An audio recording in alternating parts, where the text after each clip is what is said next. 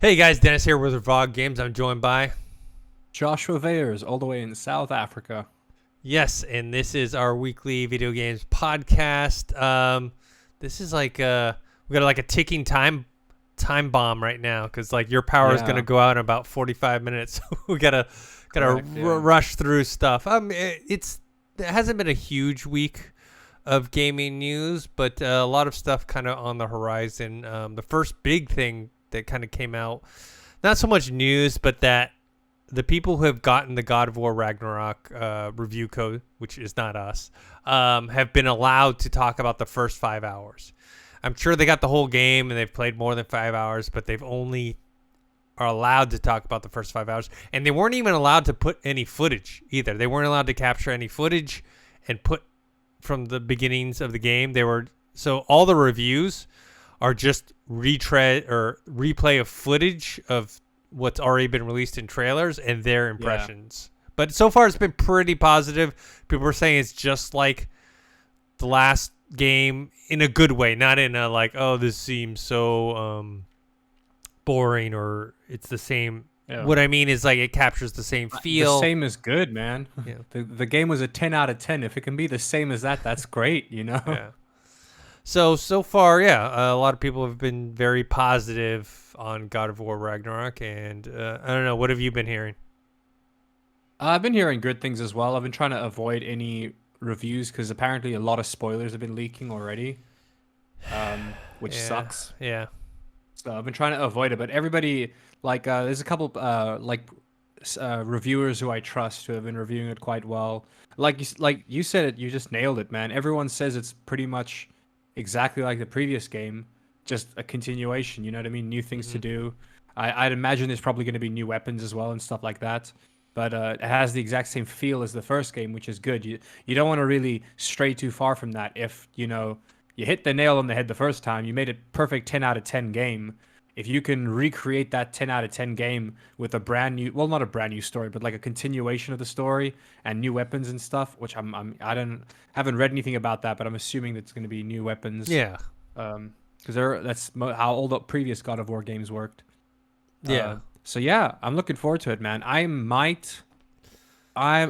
this What are you gonna I'm do to looking at play either. it?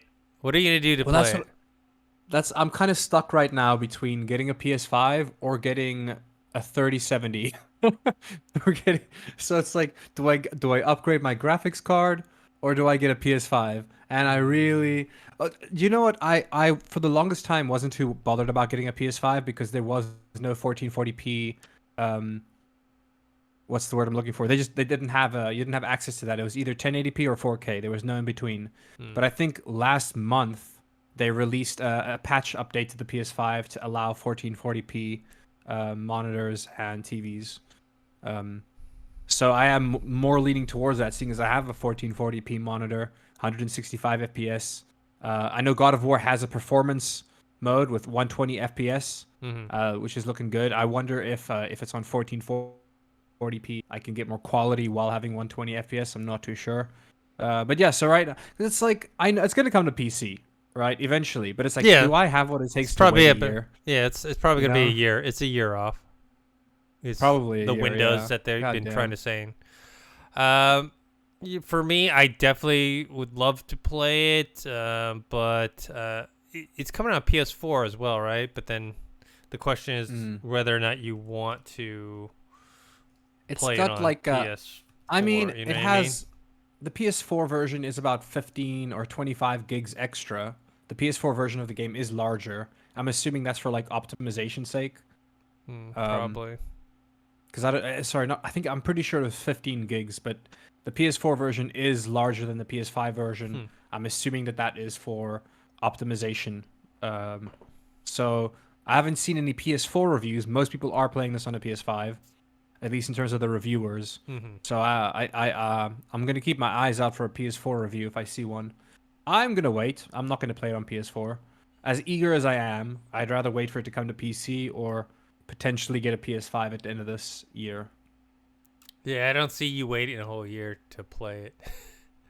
Mm. My But approach to it's the yeah, PS exclusive games has normally been I wait till the end of the cycle and then I just play them all. So I don't think I'll be getting a PS5 anytime soon or Xbox Series X. So Yeah. Look, well, I mean, there's no need for an Xbox because we have Game Pass for PC. yes. We have pretty good systems.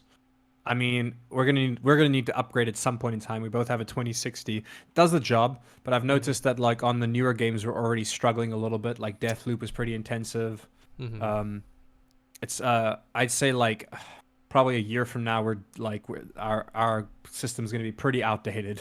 Yeah, I think probably within a year, I probably will buy a brand new computer with a new graphics card because my computer is actually pretty old. I think it's 2000. I got it in 2015, so it's already 7 years. But I did upgrade the card in 2019, I think. So My CPU is still pretty solid. It's not gonna bottleneck with the new graphics cards. mhm.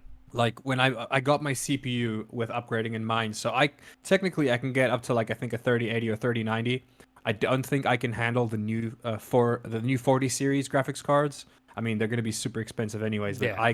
I would my PC would bottleneck, so I can First of only all, handle I think like a 3080. my PC Ti maybe. can't even physically fit. The 4090 true, yeah. couldn't even fit into my desktop. You need so a it custom doesn't even matter. you need a custom build for that, man. Yeah. But I yeah, look, most likely will go with a brand new PC probably end of next year. That's like a 3070 or 3060, something Yeah. like that. It's probably my I'm gonna be most looking likely at move. 3070. If I get a good, if there's a good deal on, I'm looking at Black Friday, and well Cyber Monday specifically. If I can get a 3070, I'm gonna do that. If not, then I will get the PS5. The issue with the PS5 is there's three things about it that interest me. Two of them being games like God of War, right? And then God of War Ragnarok to be specific, I suppose. Also the latest Horizon game because I really big fan of Horizon Zero Dawn. Really want to play the new game. And then also like I would say I am very interested in the PS VR 2. Mm-hmm. I do have an Oculus Quest, but eventually I want to see what that looks like. You know what I mean? Because it's going to be a step up from the Quest technically, because it's going to be running off of a PS5. You know, it has a wider field of view, better frames per. Well, the Quest 2 does have that 120 FPS version if you use the Air Link, I suppose. But there's going to be a lot of exclusivity with the PSVR 2 in terms of games and stuff. Yeah, That might yeah, be something that to look into. Horizon Forbidden West VR game. What was it, Call of the Mountain or something like that? Looks great. Yeah. But anyways, in general, yeah, God of War Ragnarok. A lot of first impressions. A lot of people loving it, just like the one. So that's a good sign. Next thing is Call of Duty Modern Warfare 2 is coming out, I think, this week. Apparently the single player campaign had already come out, and then people are reviewing that. It's getting like okay to decent reviews. Like no one's saying it's bad. A lot of people are just saying that it's very similar to what you've already played before, but the story's not as good. Graphics wise, Yeah. people have been I like, heard a couple ago for it. Sorry. no, I was just saying graphics wise, people are just like showing off like how awesome the graphics are. I'm seeing people post like all these scenes online, just showing like this is almost like real life. I've had some reviewers praise the campaign, Mhm. and then some people saying that it's nothing special. So it's I guess it's up to personal taste then technically, really. Mhm. Yeah, I see IGN's giving it a harsh review on the story, but it's like, look, you don't play these games. Well, I mean, No. once upon a time you did, but ever since the internet kicked in and online gaming became a thing, with multiplayer was pushed heavily. There have been some really good campaigns coming from Call of Duty. So I don't know. I'm still interested. If it comes out, I'm thinking of grabbing it. Mhm. Because I'm like I might get chewed out for saying this, but I'm interested in playing some more casual FPS games. And I know that me calling Call of Duty a casual FPS game is probably going to get me a bit of slack there, but it's like compared to like Counter-Strike and Valorant and other like tactical shooters, it's a pretty casual game. You know what I mean? You can die a bunch of times in Call of Duty. You just respawn, you get to shoot. You know what I mean? You don't have to take it seriously. It's fun. So I'm definitely looking into getting it then. I think it does come out in like a day and a half from Yeah, I now. think 28th. Yeah, there's like a countdown timer on my battle.net for some reason. Hmm. Yeah, this Friday. Wait. Yeah. Oh, that's because Blizzard and Activision. That makes, yeah, Blizzard Activision, right? Of course. Of course, that makes sense. Yeah. You know what? This is kind of like, 32 hours. yeah, kind of like maybe my own selfish reasons, like hoping this Microsoft deal goes through with Activision Blizzard. It's like I want Call of Duty on Game Pass because it's a game, Same. especially because It's not for gonna me, happen though.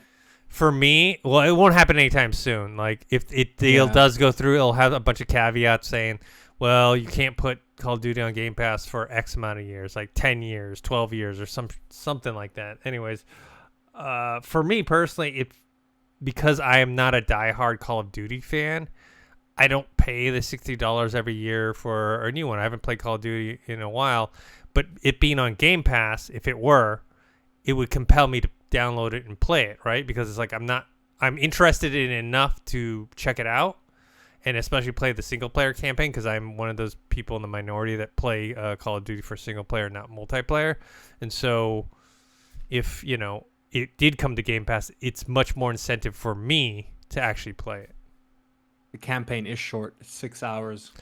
Yeah, I mean, For these, look, it's a fun day, you know. I guess. I mean, 'cause usually I play. My sessions are much shorter than probably your sessions. I play usually an hour to 2 hours at a time.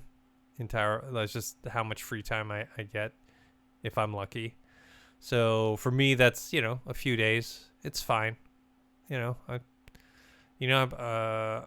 about it later. But I'm playing a Plague Tale Requiem, and that's a 20+ hour game, and at 1 or 2 hour chunks a day. It's gonna take me a couple weeks. So Yeah, I do like the fact that Modern Warfare 2 is focusing on the things that I think that Call of Duty recently has been doing well, which is smaller maps and like the smaller engagements. Like I remember a while ago when they released their 2v2 mode.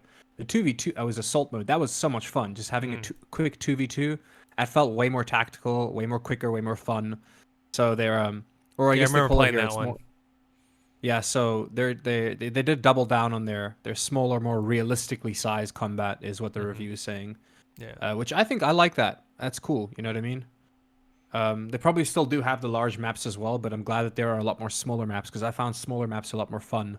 You know, if on a big map you can like walk around and like nuts. You want action all the time. You know what I mean? You don't want to like wait in between combat. You know.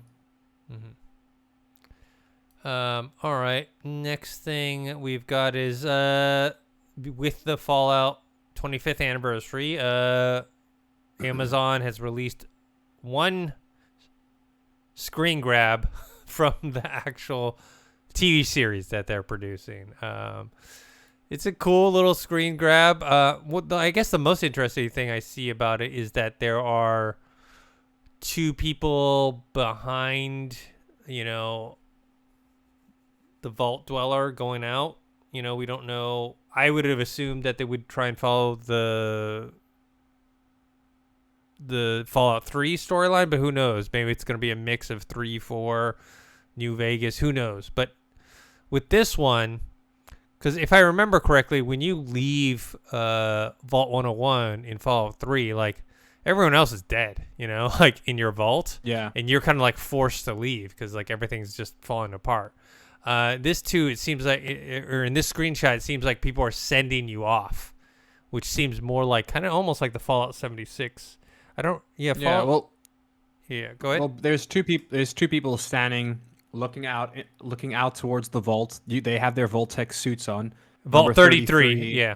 Vault 33. Yeah, they have their Vault 33 Vault-Tec suits on. There is someone standing in the vault door itself. To me, it looks like they're facing towards us. Oh, really? So, at least to me, that looks like, I could be very wrong, but to me, it looks like they're facing towards us. So, I don't know what that implies. Are they saying goodbye? Are they? Yeah, exactly. Are they saying goodbye? Or is he maybe coming they to a stepped vault? out and they're like, or it could be a thing of like, hey, they stepped out and they're like, it's fine. come on out. You know what I mean? Maybe they sent one person like, hey, how's the radiation out there? You know. I don't know what the case. It does look like they're looking in. So it's either they open up the vault door and then there's someone there waiting, or maybe it's that person opened up the vault door for them to get out. Either I'm excited. I'm excited that it's like, first of all, we have 3 people here. You know what I mean? Which means that, like, which is important for dialogue, chemistry, things like that. Maybe for the first time, like you said, most Fallout games, it's you're on your own. It's a single player, it's a single player narrative experience, and you kind of go out. Everybody in your vault's dead, or you're the last person to leave your vault usually, or something like that. But because there's 2 people, maybe there's more as well. You know, I'm looking to the fact that maybe it's like an actual little colony that survived that now has to go out and try to make do. Or, actually, you know? if you press into the screenshot, so on Twitter it cuts it off. There's actually 3 people watching this person. I thought so. I thought that was a shoulder I saw. Yeah. Yeah. So there is.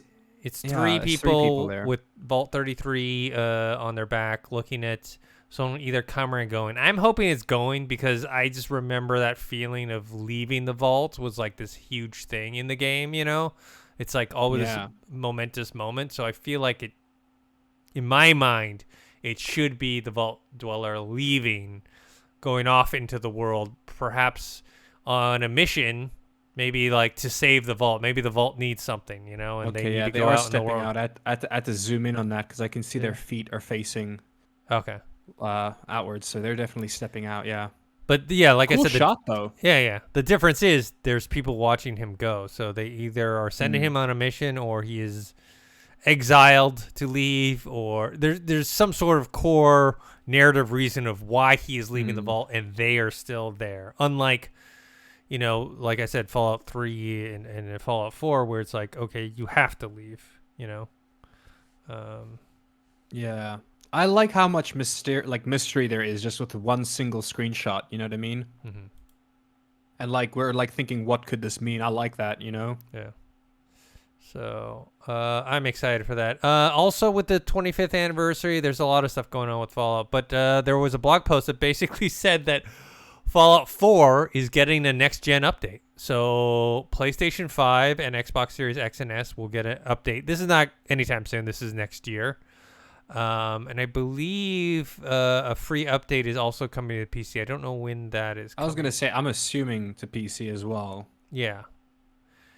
Oh, man. I can't believe there was no cross-save because I've put so many hours because I never finished Fallout 4. I think I got to the very, very end and then I didn't finish it. Like, I think I probably had maybe 3 or 4 hours left or something that. The DLCs in that game are so good. You should definitely finish that game and play the Nuka World DLC, man. It's really good. Yeah, I just want it. And same with Fallout 76. There's no cross save. It's like I want to play it on my PC. I've suddenly become a PC gamer, no longer a console gamer anymore. It's difficult to go back, man. You have so much options for like optimization, customization. You know, you can tweak we have a settings page, man. Most console games don't have a settings tab, you know. But with PC gaming, you can fiddle around with the settings. I like that. Also, I've gone from playing on my TV to playing on my computer monitor, you know. So yeah, I have an ultra wide computer monitor, which actually is higher res than my TV. My TV is actually still. I haven't upgraded my TV. TV's still an HD 1080p TV. Yeah, man. Same. I've caught myself watching movies on my computer instead, just because it has a better monitor. Yeah. So anyways, I'm excited for this. I just wish. I would have thought because now that Microsoft owns Bethesda that they would do a cross save, but apparently not. I don't know if we covered it, but while we're talking about Fallout, so the Fallout London mod, which is going to be its own standalone game. Really excited for that to come out. It came from a modder who's now releasing it as a full game, and it's got the support of Bethesda, which is really awesome. He did have to remove 2 character models because the Queen passed away. It was the Queen and Prince Charles. Yeah. And I saw the character models. They looked amazing. Currently disrespectful, unfortunately, but prior to that, they would have been so cool to have them there. Yeah, unfortunately, kind of like ghouls. Yeah, Prince Harry was a ghoul. Or sorry, not Harry, Charles. Yeah. Well, Queen Elizabeth King was Charles now. Queen Elizabeth was a zombie ghoul, you know. Oh, yeah. So So that's was why was they Charles. took it out. So They had to, yeah. anyways, I'm excited for that mod cuz yeah, it was so good that Bethesda hired the people that worked on it to work at Bethesda. So it's coming out next year. And now that I've actually been to London for the first time in my life this past summer, like I have, you know, it's always cooler when you've been somewhere and then you see it in a game, you know? It's like I was there, you know? Even if it's like a post-apocalyptic version or whatever. That's why I still play GTA 5 to this day. I love playing. It's just, man, because I miss living in LA. I know not a lot of people would agree with me on that sentiment, but I miss the crap out of living in LA. Sometimes I just play GTA 5 to like go down to Santa Monica Beach, you know, walk around a bit, feel nostalgic. Yeah, people like to talk crap about LA, but they haven't really lived here. They don't know. Yeah. Other than the traffic, I say the only legitimate complaint about Los Angeles that is warranted is the traffic is terrible. Yeah. It is absolutely There's so much to terrible. do in LA. I think it's because a lot of people move to LA and then they don't really leave their immediate area. Yeah. You know what I mean? There's so much to do in like greater LA as well, you know. No, it's I love There's Southern so California. much to Southern do. California is beautiful, man. There's tons of stuff to do, great places to eat. So many micro communities. Yes, as that's the well. thing is people like complain about the people because they have an image of like Hollywood and stuff. It's like, and people being fake. And it's like, dude, it's all on who you choose to hang out with. You know, if you choose to hang out with fake people, you will hang out with fake people. That's not an LA problem. That's a you problem. You know. Exactly, So. man. You go like, I think some of the best friends I had out there were just like school teachers. You know, you go, there's normal jobs out there too. Not everyone works in the film industry as an asshole. You know what I mean? Yeah, a lot of my close friends I made in college that were, you know, I went to Santa Barbara, and a lot of them live down in LA. They have nothing to do with the entertainment industry. I'm like the only one. All right, let's move on to this topic, which is two things. One, Bayonetta 3 reviews are coming out, all very, very positive. Very, like, saying that it's like the combat's amazing. They said the story's like whatever, but you're not really playing it for the story. You're playing it for the gameplay, and the graphics are great. Yeah, very Devil May Cry type of gameplay. Yeah, but also there's kind of further. Oh, hold up! Before you move along, I will say Go the ahead. one thing I'm surprised by is the fact that it's I think it's only a 12-hour campaign, which is that's pretty short for a game like this, in my opinion. Mm-hmm. But it has a cult following, and I suppose it has a lot of replayability if you're just playing it for the action, you know. Mm-hmm. Yeah. I guess in my point in life, if it's not like a narrative game, I don't really need it to be super long. You know, like, and I like Call of Duty single player campaign. I don't consider that a true narrative focused game, right? It's like, it's a narrative to give you some cool action sequences, but like a Plague Tale Requiem, I heard is 20 plus hours. I haven't played the full game yet. I'm about 5-6 hours in. I think that's almost the perfect amount for a game, though. To be fair. Yeah, you know? but that's definitely a narrative focused game. So, anyways. Man, there's a lot of combat. Sorry, I'm just noticing that through the screenshots here. There's a lot of things that's different about this game from the previous iterations. It also has been a very long time since Bayonetta 2. Yes. Maybe I should pick it up. I might have to pick it up. It looks I think fun. it's coming out on I Switch. like the style of game, you know? You know, it's coming out on Switch, too. Yeah, I would never buy it on Switch. Yeah, I mean, the graphics I don't see probably it are running well nuts. on Switch. No. Yeah. With all the enemies You know, and all that stuff. there's some games that work well on the Switch. Like, I think anything that's turn-based works very well on the Switch. Anything arcade, you know what I mean? Anything that's like... What is it? also, like, Switch only? Why is it? Hold on. I don't think so. Yeah, or maybe the review that IGN did was on Switch. Yeah. That's probably what it is. If it is, then I'm gonna be. No, it's only on Switch. Oh man. Oh, it's because Nintendo's the publisher. You're S out about. Yeah, well, I don't know. I'll still try it out. See what it runs like. You know, Yeah. may as well. It's getting great reviews, so True. check it Well, out. let's talk about the voice actor again, Yeah, or so we had talked the about this old voice actor, before. we should Yeah. say. So everyone's talking about this. So we talked about it in the last podcast, but just for a brief overview, basically they replaced the Bayonetta voice actor or actress, Helena Taylor, and she went on Twitter to complain about it and basically say they lowballed her and said that it was like they only offered her $4,000. Later, it came out, that Forbes article that was verified by several different places, that no, it was more than $4,000. It was around $15,000. Yeah. And that she was This is the part that I think is a little unverified, is that she was claiming that, or they were claiming that she had wanted like six figures.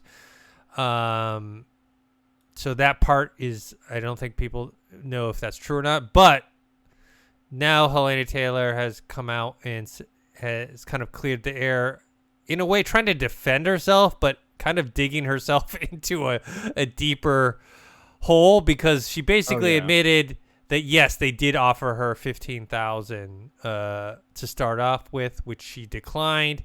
And I'm not saying $15,000 is what she's worth. She's probably worth more than that.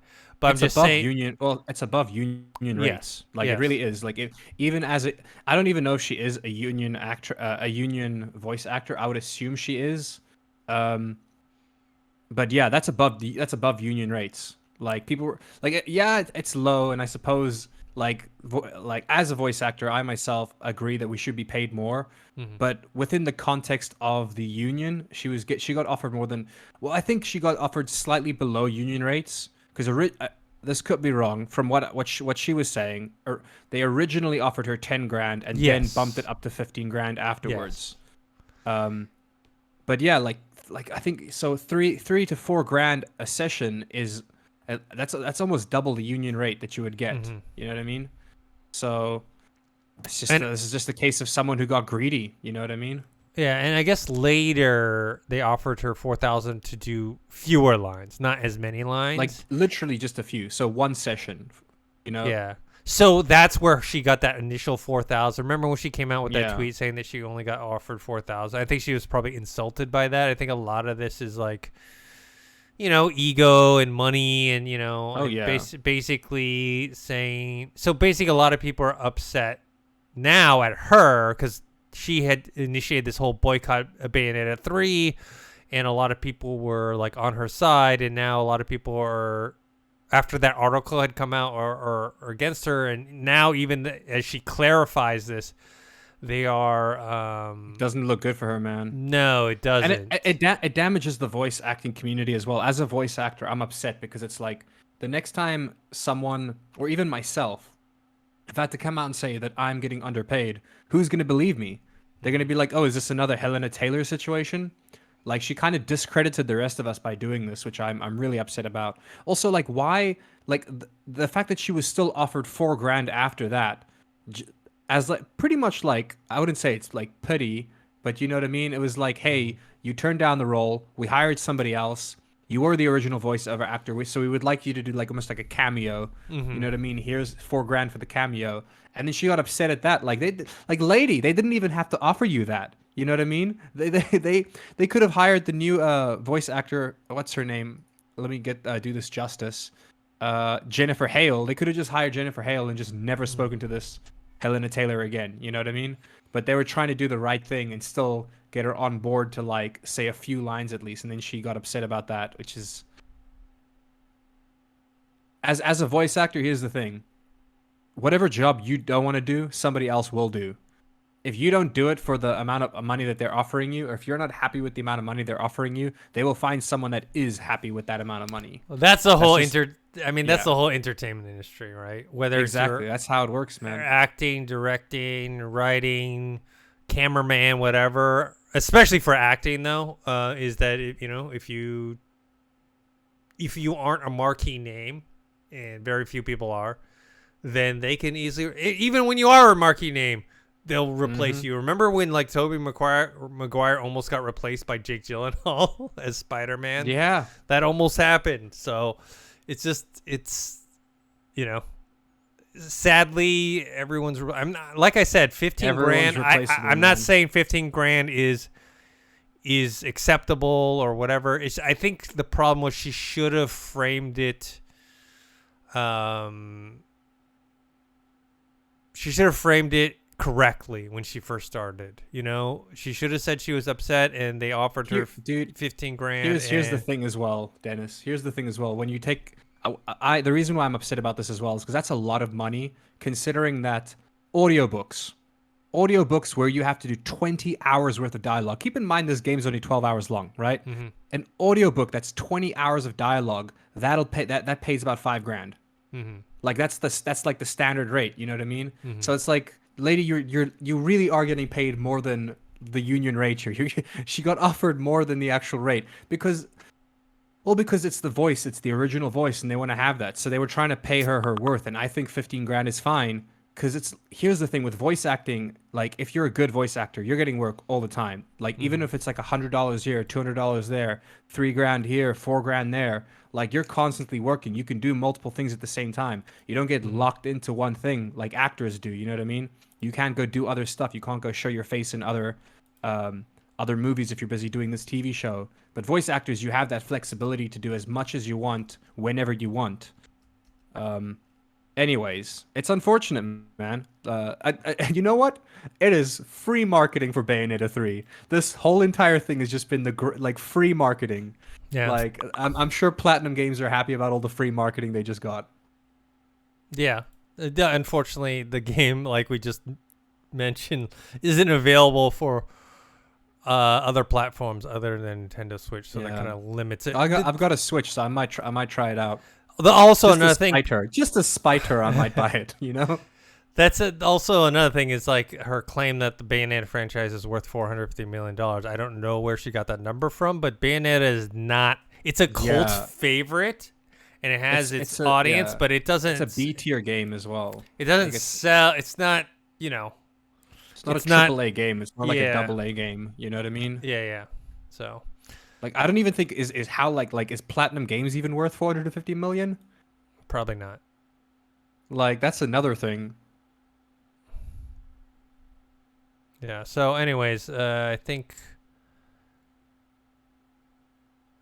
Yeah. Apparently, it wasn't 250K. Apparently, people were saying that she had asked for 100K. Platinum Games is only worth 6.7 million. So where did she get that number from? I don't know. Or at least that's what their net worth score is currently. Yeah. I don't know. I guess sometimes people just kind of maybe get in their own heads or something. So that's an unfortunate incident. And apparently Jennifer Hale according to reviews, did a great job in Bayonetta 3. So I bet she did, yeah. And she's done a lot of voice acting for games before. So, all right. Moving on to the next thing, CD Projekt Red. So apparently that codename Canis Majoris. Canis Majoris. Yeah, that we had talked about before from CD Projekt Red was basically a remake of The Witcher in Unreal Engine 5, which makes a lot more sense now because remember we were talking about like how they were going to tackle like because remake obviously games. Yeah, obviously a remake. There's obviously a lot of work put into it, but it's not the same, right? You're not designing. All the lore is there. The groundwork is there. Yes. So that makes a lot more sense when someone is making a remake. And they also have a developer Fool's Theory that it's helping them out with it. So it's going to be rebuilt from the ground up. That's just, okay. So it's not like they're trying to juggle like a brand new Witcher game, from scratch. Like they already are with the other stuff. So. Yeah. I will say, I hope that they change up the mechanics. Because the original Witcher game, I played it. It was a lot of fun. Also, the second Witcher game, the controls are a little weird. Like it's not like your traditional like you walk around with WASD and then you look around with the mouse. Like you had to like kind of, if I recall correctly, I think you had to like click around to move, and Oh, it really? was somewhere. It was very weird. Like if it was very weird. I don't think you had to click around to move, but it was like you couldn't move. Like it was just very weird. That's all I know. Like I tried playing it again recently, and it's not it's not intuitive is the word I'm Hmm. looking for. So I hope that they change the mechanics because the game was great, the stories were great. I enjoyed that, but the movement and the mechanics are not very intuitive. So I hope that they update that. Also, because it's the game never had controller support. I think The Witcher 3 was the first game that had controller support. Hmm. So hopefully that they add controller support, you know, and change up the, I wouldn't say change up the mechanics, but you know what I mean, change the way you move around and look around and stuff, or just I streamline it more. I'm still waiting for that Witcher 3 update that they're Yeah, the next gen promising. update. Yeah. Yeah. All right. Next thing I have is this is a weird one. Hideo Kojima says that one of his new games, he didn't say which one, he says it's almost like a new medium, and basically saying it's going to change not only the game industry but the movie industry as well.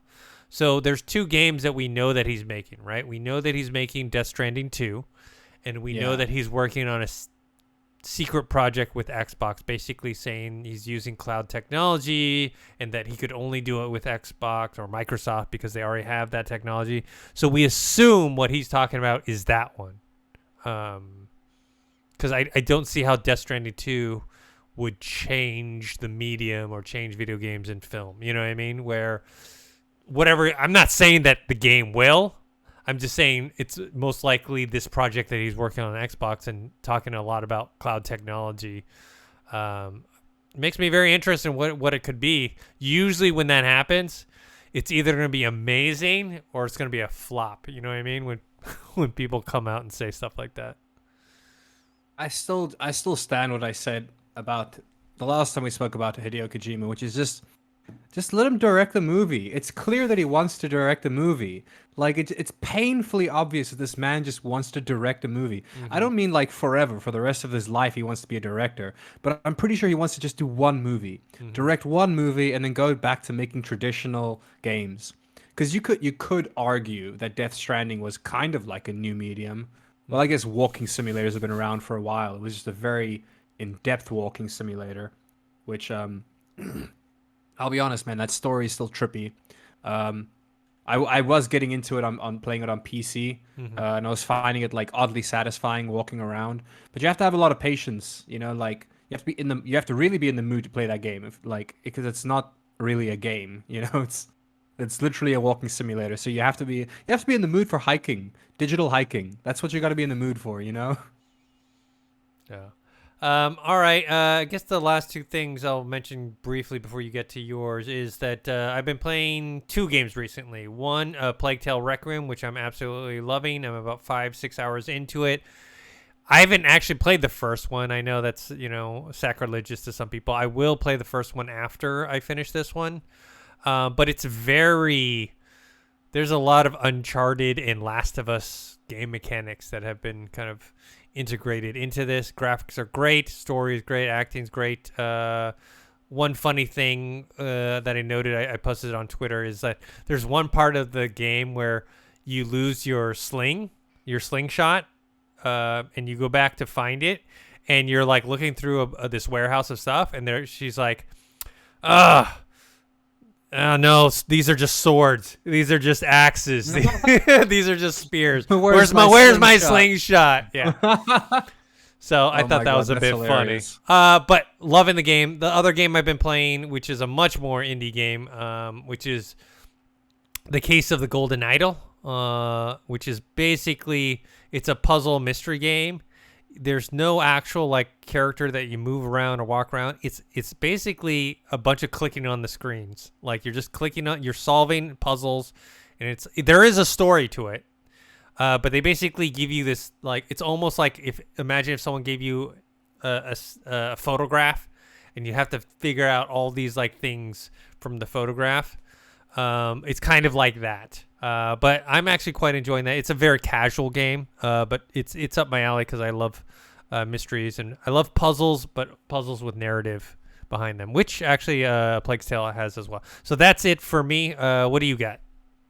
Yeah, I got about 8 minutes of power left. I was Yeah. just gonna say, I don't know if we brought it up in the last video, but there is another Final Fantasy 16 trailer that dropped. I was very impressed by it. Hmm. I'm really looking forward to playing this game.